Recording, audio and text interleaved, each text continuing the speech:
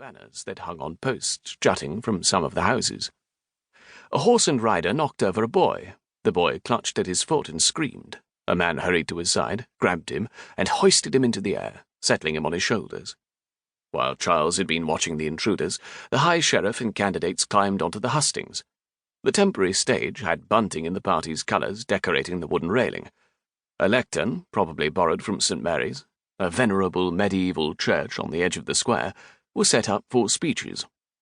Sheriff Maitland pointed his finger at the gunman as he thundered up to the very edge of the hustings. "I see you, Wilfred Poor. You and your men are welcome to vote, but not until you hand over that shotgun." Wilfred Poor lifted the gun, and for a moment Charles stiffened, afraid he would fire at the High Sheriff. Instead, Poor fired into the air. The crowd ducked instinctively, including Charles. Initially, pandemonium reigned, but just as quickly as the crowd reacted with screams, they subsided, until the only nearby sound was a dog barking in one of the houses near the church. Poor lowered the muzzle of his gun until it was pointing into the belly of that giant Sir Augustus. "Where is my Amy? My daughter!"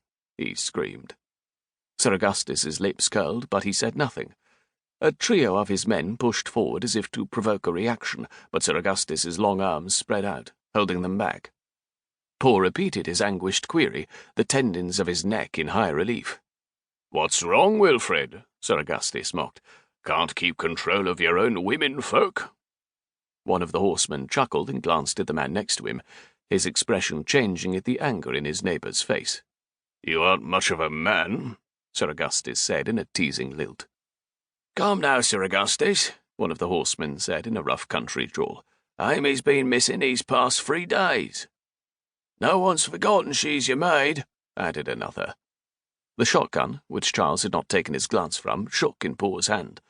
The horseman closest to the upset father patted Poor's arm. "We know you've hidden her away," another horseman said to Sir Augustus. "Just give her back and we can get about this business of the election."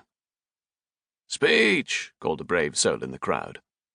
The horseman closest to the speaker threw his hoe in that direction. A man fell.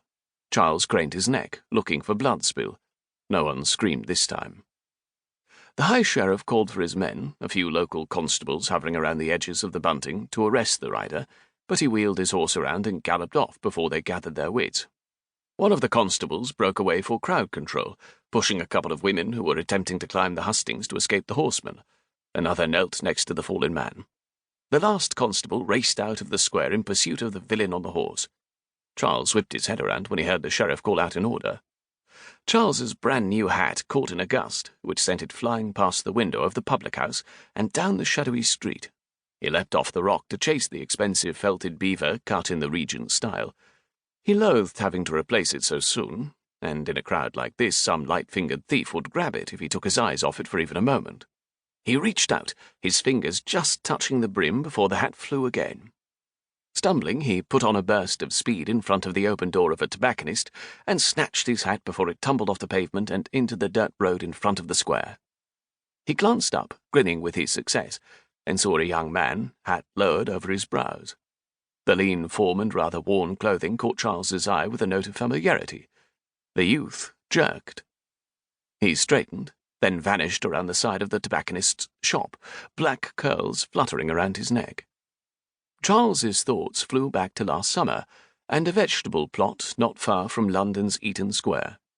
Curls like that had spilled out from a straw hat, worn by the young farmer Prince Moss, so enamoured of the cold, beautiful, and amoral Evelina Jaggers, the foster-daughter of Charles's deceased neighbour.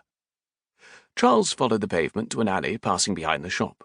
He stepped in, figuring this was a small town and violent criminals were unlikely to be lurking in alleyways in daylight. The young man had vanished. Charles surveyed the collection of barrels and rubbish. He heard the crackling of a fire, probably coming from the smithy that backed up against the alley. A couple of warehouses boxed in the smithy. The youth could have gone anywhere. He turned away. His job was to follow the election, not chase men who had a clear right to go wherever they wanted. If it had been Prince Moss, he had reason not to greet Charles after the events of last summer. Charles and his friends had hoped that Miss Jaggers and her swain had left England entirely, but they were not wanted for any crimes. He returned to his stone perch.